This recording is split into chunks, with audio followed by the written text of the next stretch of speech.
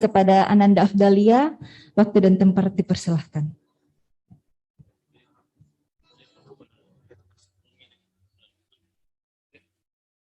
Ananda Afdalia ini adalah hafizah penghafal Al-Quran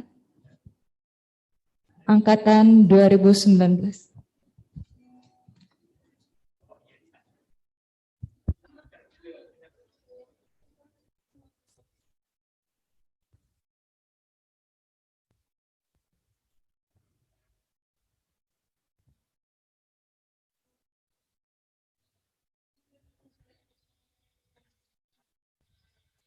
Bismillahirrahmanirrahim. Assalamualaikum warahmatullahi wabarakatuh. Alhamdulillahilladzi bi ni'mati tatimmus shalihat. Segala puji bagi Allah, karena Allah lah, karena nikmatnya sehingga kita bisa berkumpul di tempat yang insyaallah dirahmati ini. Salawat serta salam kita haturkan kepada Rasulullah Sallallahu Alaihi Wasallam, karena berkat perjuangan beliaulah sehingga Al-Quran bisa sampai pada kita hari ini. Sebelumnya, izinkan saya berterima kasih atas kesempatan yang sangat berharga yang diberikan kepada saya untuk sedikit berbagi atau membicarakan tentang pengalaman bisa menghafal Al-Quran.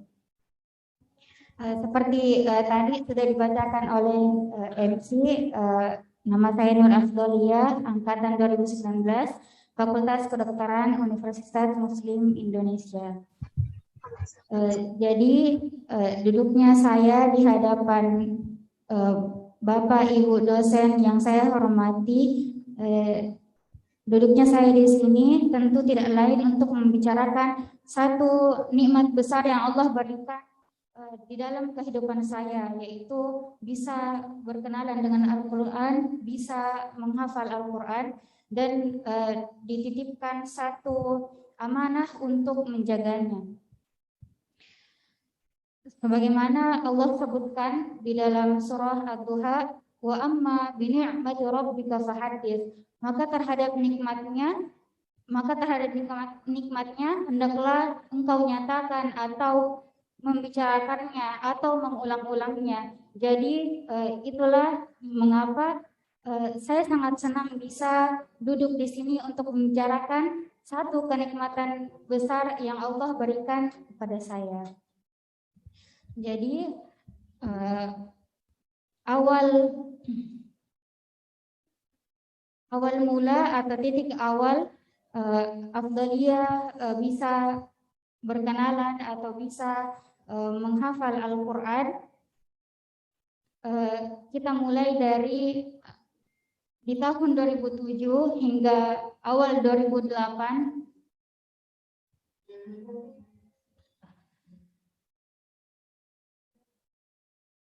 Mohon maaf sebelumnya. Terdapat sebuah kejadian yang bagi saya satu kejadian besar yang kemudian menjadi titik awal dan merupakan satu faktor terbesar yang bisa mengantarkan Afdalia bisa sampai di titik ini, atau bisa mengantarkan Afdalia menyelesaikan hingga 30 juz. Jadi di akhir 2007 keluarga kami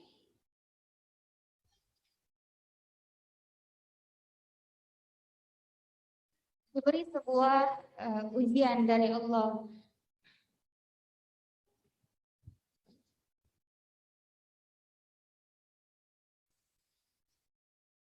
Bapak yang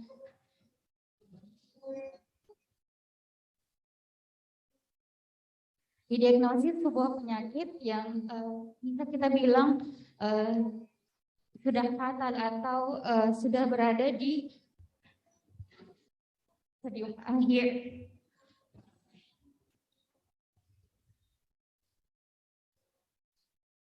Hingga sampai pada awal 2008, tepatnya 1 Februari 2008. Waktu itu Afdolia masih berumur 3 tahun dan duduk di bangku kelas 2 sekolah dasar. Allah menetapkan takdir terbaiknya bagi kami untuk memanggil Bapak lebih cepat. Sehingga dari sinilah, karena Mama harus merangkap selain sebagai ibu rumah tangga, juga sebagai kepala keluarga yang tentu mencari nafkah bagi kami, sehingga Mama tidak bisa lagi mengajarkan dan berada di rumah setelah maghrib sebagaimana seperti hari-hari sebelumnya. Kegiatan kami belajar Al-Quran diajar oleh Mama sendiri setelah maghrib. Namun sejak kejadian itu Mama belum bisa pulang setelah maghrib. Jadi saya bersaudara ada 3 dan saya anak kedua. Kami bersaudara lanjut belajar mengaji di ada guru mengaji masih tetangga. Dan dari sinilah kami mulai memperbaiki bacaan dan menjadi tempat awal Afdolia menghafal Al-Quran. Dan di sini alhamdulillah Afdolia bisa menyelesaikan juz 30 atau juz amma di bangku sekolah dasar. Setelah itu lanjut ke bangku SMP. Di sini sudah masuk pesantren. Pesantrennya itu di Makassar, pesantren Darul Aman Gumbara, Makassar. Kami di pesantren ada program reguler dan program tahfiz. Waktu SMP ini masih ikut program reguler. Program reguler ini kewajibannya cuma harus menyelesaikan 1 juz setiap tahunnya. Dan di sini Afdolia ikut program reguler, tetap sekolah seperti biasa dan menghafal kewajiban 1 juz setiap tahunnya. Nah, ketika naik SMA, disinilah Afdolia baru ambil yang namanya program atau ikut program tahfiz. Jadi memang khusus menghafal Al-Quran. Jadi di awal 2015 mulai menghafal, dan disinilah betul-betul saya merasakan nikmatnya perjuangan, nikmatnya memperjuangkan Al-Quran ini hingga bisa sampai di titik 30 juz, alhamdulillah. Dan alhamdulillah bisa menyelesaikan 30 juz dalam kurun waktu 1 tahun 7 bulan. Selesainya itu tepatnya Januari 2017. Dan bisa menyetorkannya atau bisa membaca 30 juz tanpa melihat mushaf, membacakannya di depan banyak orang di bulan Maret 2017. Jadi kami di pesantren itu ada program yang namanya Khataman Kubro. Di Khataman Kubro ini kami membacakan 30 juz dalam 1 atau 2 hari, membaca dari juz 1 hingga juz 30 tanpa melihat mushaf. Nah, tentu di dalam memperjuangkan Al-Quran ini, di dalam proses menghafal Al-Quran ini tidak sedikit rintangan-rintangan yang dihadapi. Dan sebagaimana yang kita tahu bahwa Al-Quran itu tidak sekedar kita menghafalnya dan kita simpan di dalam memori atau di dalam otak kita, tapi Al-Quran itu ingin menempati hati-hati kita, karena Al-Quran itu harus sampai seorang penghafal itu Al-Quran itu harus sampai pada hati kita, karena kita tidak bisa hanya mengandalkan otak. Jadi di sini satu pelajaran yang saya dapat dalam menghafal Al-Quran ini, karena Al-Quran itu ingin menempati hati-hati kita, jadi hati kita ini harus bersih terlebih dahulu. Jadi tempat yang saya dapat dari perjalanan menghafal Al-Quran ini, kadang kita harus bergulat dengan diri sendiri untuk menurunkan sedikit ego, untuk menghapus iri, dengki, dendam di dalam hati kita, karena Al-Quran ini mau masuk ke hati kita. Jadi harus bersih terlebih dahulu dari segala penyakit-penyakit hati, seperti yang tadi saya sebutkan, seperti iri, dengki, dan dendam.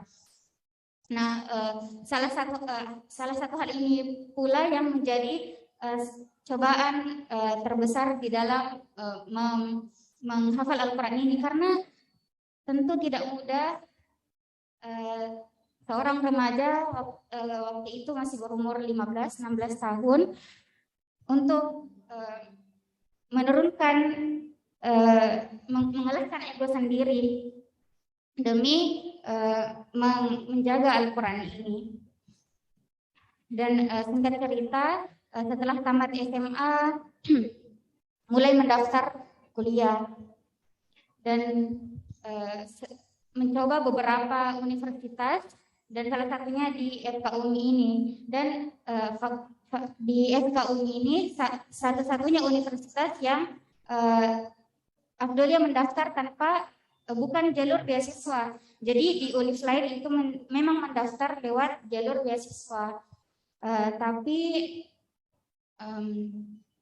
memberanikan diri mendaftar di FKUMI ini dengan semata-mata berbekal tawakal kepada Allah. Jadi tes seperti teman-teman yang lain, tes tahap pertama, tes tahap kedua, dan alhamdulillah diterima. Setelah diterima ini barulah berunding secara khusus kepada Allah di sepertiga malam, menanyakan, ya Allah, bagaimana kelanjutannya ini, sudah diterima tapi tentu secara finansial Afdolia di luar kemampuan Afdolia. Jadi berkat jawaban dari doa kepada Allah, sehingga memberanikan diri mengajukan urusan beasiswa ini ke pihak fakultas. Dan alhamdulillah di hari itu bertemu dengan ayahanda Prof, ayahanda dekan, ayahanda wakil dekan 1, dan ibunda wakil dekan 2. Dan respon ayahanda dan ibunda semua alhamdulillah membawa kabar baik, direspon dengan baik. Dan saya ingin mengucapkan terima kasih sebesar-besarnya kepada FKUMI ini, Fakultas Kedokteran Universitas Muslim Indonesia, yang telah memberi ruang bagi Afdolia untuk merasakan nikmatnya belajar, nikmatnya kuliah di Fakultas Kedokteran ini, yang tidak lain menuntut ilmu di Fakultas Kedokteran ini merupakan,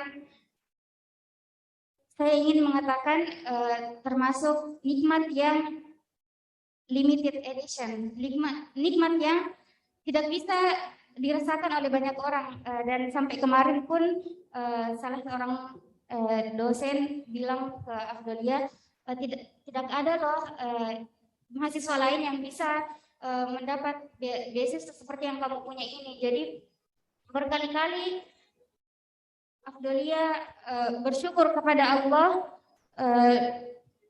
karena berkah dari Al-Quran ini, sehingga Afdolia bisa merasakan juga menuntut ilmu di Fakultas Kedokteran seperti teman-teman yang lain yang tergolong cukup mampu dalam urusan finansial. Dan dari sini Afdolia bisa mengambil satu pelajaran bahwa kadang ada satu persoalan atau dari urusan dunia yang berada di luar jangkauan kita, tapi berkat waktu yang kita luangkan setiap hari berinteraksi dengan Quran, berkahnya kita menghabiskan waktu bersama Al-Quran, Allah menjadikan sesuatu yang sebelumnya mustahil bagi kita seorang hamba dan menjadi bisa kita miliki, sebagaimana di dalam surah Ar-Rahman Allah berfirman, "Fabi ayyi ala'i rabbikuma tukadziban." Jadi nikmat yang tidak bisa kita pertanyakan lagi, atau nikmat yang tidak bisa kita dustakan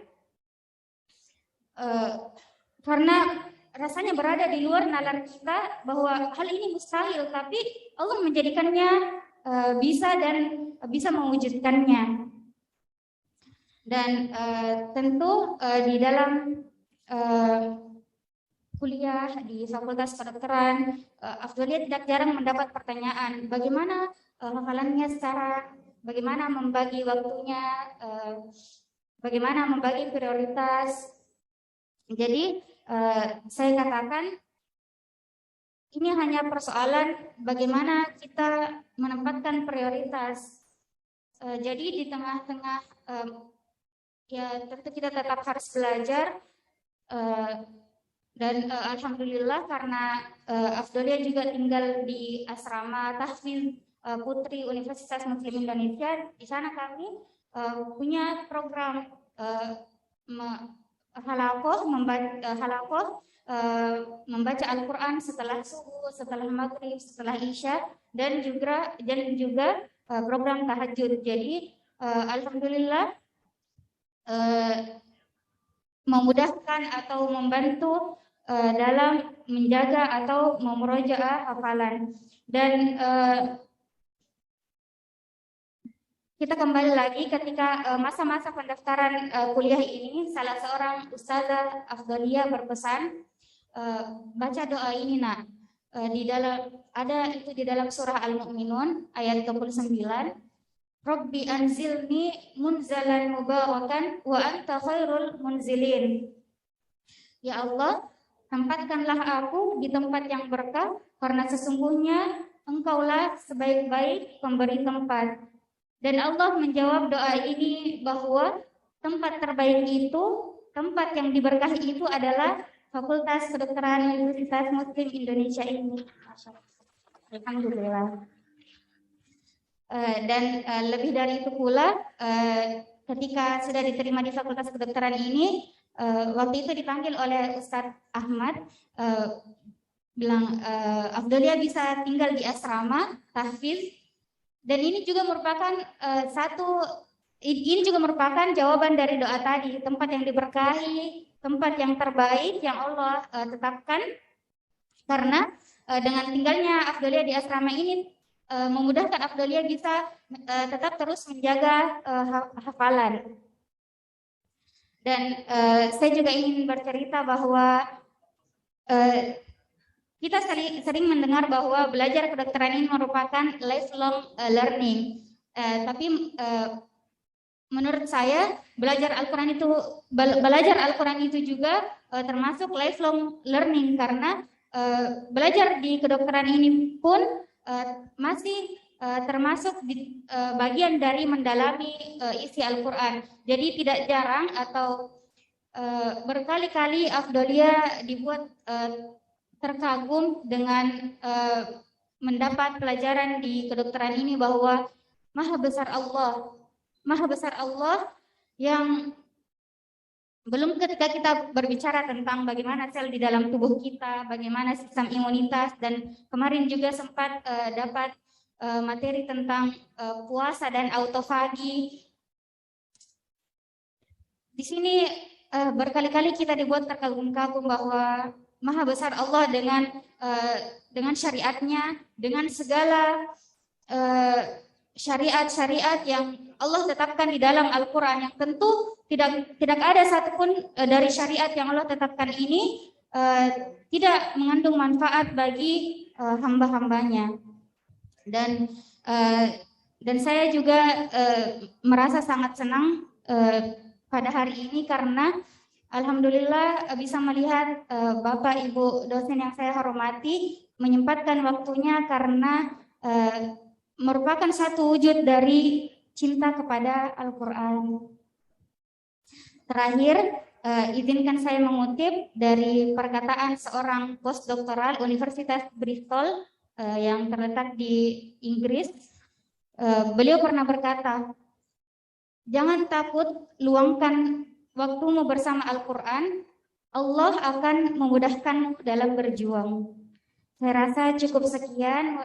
Semoga ada hikmah yang bisa kita petik dari sharing pengalaman ini. Wabillahi taufiq wal hidayah. Wassalamualaikum warahmatullahi wabarakatuh.